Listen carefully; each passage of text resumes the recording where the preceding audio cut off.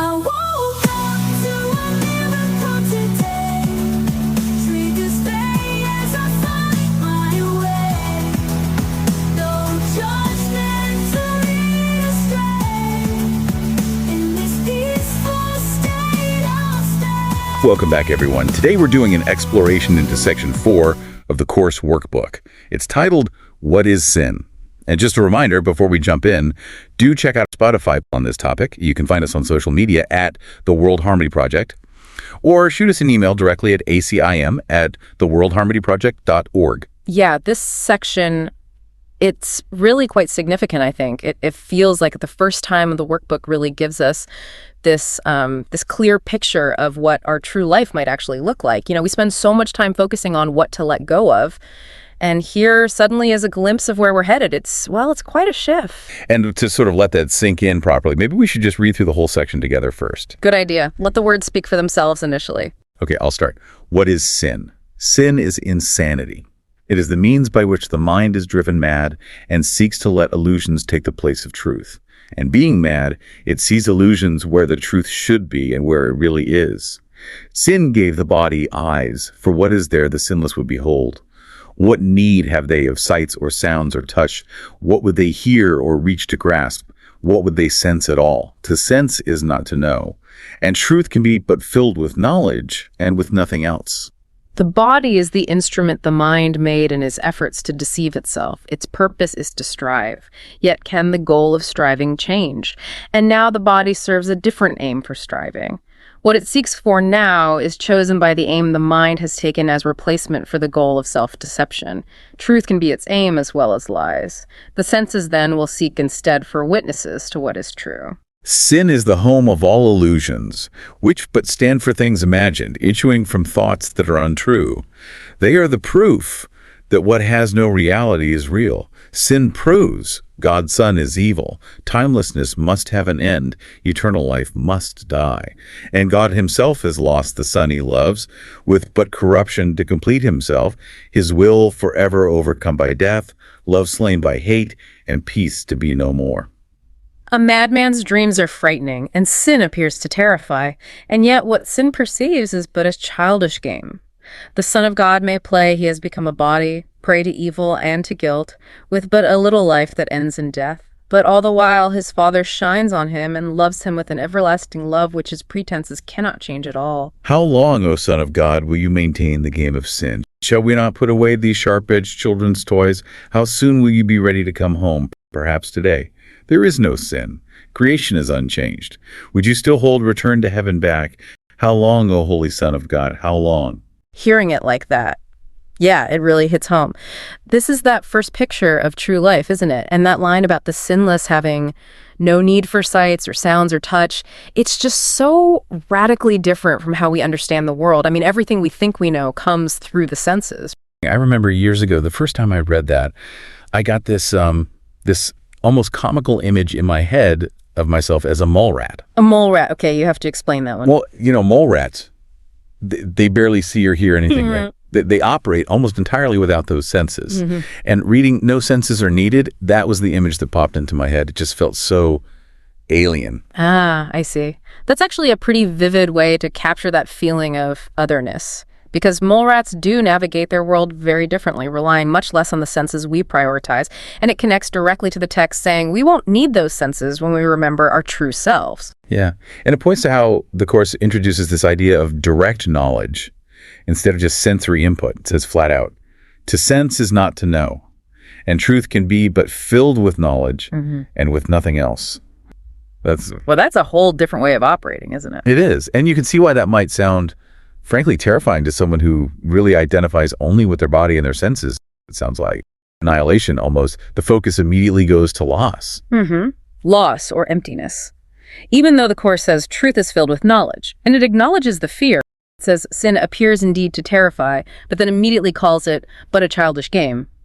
But still, that phrase, no sense is needed, even after all the preparation, can bring up thoughts of emptiness rather than fullness. It's funny how we react to the unfamiliar, isn't it? Like people getting genuinely upset on vacation because their favorite fast food place isn't there. It's a small thing, but it shows how attached we get to our familiar comforts. What do you mean? No senses needed. Like, how would I even function? But then there's the other side of it, for some people maybe, the thrill. That thought of, oh, wow, what might that actually be like? Yeah. This possibility of direct knowledge. It can be really exciting. Yes. Maybe what we currently think of as fullness, all the sensory stuff, the constant input, is actually kind of poverty compared to what the Course is pointing towards, like settling for that fast food when there's an incredible banquet available. It takes a certain adventurous spirit, I think, to hear no need for sights or sounds and feel enthusiasm rather than dread. It requires a willingness to question our fundamental assumptions about reality. For me, the closest I could get in, human terms was always dreaming of a quiet cabin in the woods, just getting away from all the noise and stimulation. That felt like peace. That's a beautiful image, and I think many people resonate with that desire for quiet and simplicity. But even that peaceful image, the wind, the trees, the quiet, it's still sensory, isn't it? This section is pushing us beyond even those pleasant sensory experiences. It is, and that's the realization, isn't it? That what I really want is the inner cabin, the peace that isn't dependent on external circumstances, on whether I actually get to the woods. And realizing that focusing on the external cabin, well, that's what this section calls insanity. That belief that peace is found in a specific arrangement of things outside of us, rather than recognizing it as our natural state. That's the insane mind seeking to let illusions take the place of truth, believing happiness is out there somewhere. And our whole modern world often feels like a massive distraction machine designed to keep us looking outward, doesn't it?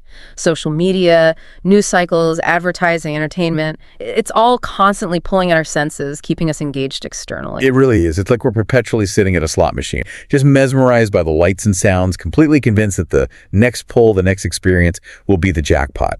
And the intermittent rewards keep us hooked. A beautiful sunset, a moment of connection, a small win. It's just enough to make us believe the game is worth playing, always thinking the next experience will be even better. But the thing we're actually seeking, peace, love, truth, Yeah. it was never in the machine in the first place. And walking away feels so hard because it means admitting that maybe we've invested a lot in an illusion. Which is why the Course's redefinition of sin is so incredibly helpful. It takes away all that moral weight, all that baggage. It reframes the whole thing. Maybe you could unpack that a bit, how the Course sees sin differently. Sure. I mean, fundamentally, the Course presents sin not as an evil act, but as mistake. So if you think of it as a noun, sin is a mistaken belief system, an illusion. Sin is insanity. It's about a faulty way of thinking. Okay, so it's a belief system. Right. Then, as a verb, to sin is to choose illusion over truth, to use the mind to deceive itself rather than to know reality. It's an active choice of misperception. A choice. And as an adjective, something sinful reinforces the illusion of separation from God. So it's never about behavior being bad or wrong in a moral sense. It's about whether something reinforces a mistaken thought system. So it's not about breaking rules or commandments. Not at all. It's purely about mistaken perception, an error in how we're seeing things, not a reason for condemnation. And that completely changes the dynamic, doesn't it? We're not seen as sinners needing punishment. Instead, there's just this gentle, almost pleading question. How long, O Son of God, will you maintain the game? It feels like the voice of a truly loving parent, just asking when we'll tire of playing with toys. There's absolutely no anger, no judgment, or threat of punishment. Just love. Right. Like in that paragraph about the madman's dreams, it says, but all the while his father shines on him and loves him with an everlasting love, which his pretenses cannot change at all. That's just... That incredible patience is one of the things that makes the Course so inviting, I think. There's no rush, no deadlines. It just trusts that truth is truth, and we'll recognize it when we're ready. I know when I first came across this section, I was so grateful for that. I certainly wasn't ready for anything like this radical shift. The feeling I got was, here's what we're offering.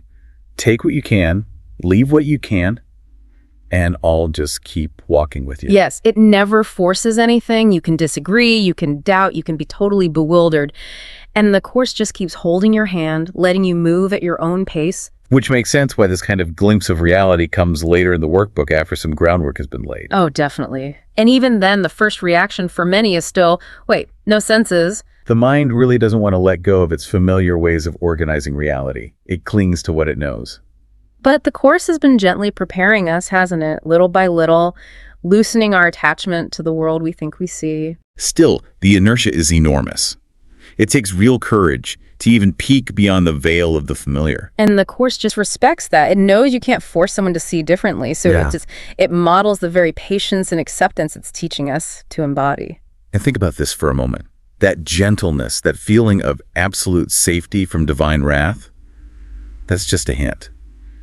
If this is how loving and patient God's voice feels, even while we're still caught up in the game of sin, can you imagine what it will be like? What that fullness will feel like when we actually fully remember who we are? Something to ponder. Well, thank you for joining us for this exploration today, looking into what is sin. It's definitely an intense one. Next time, we'll be looking at Lesson 251. As always, we'd love to hear your thoughts. Reach out at acim@theworldharmonyproject.org or find us at the World Harmony Project. And until next time, keep practicing.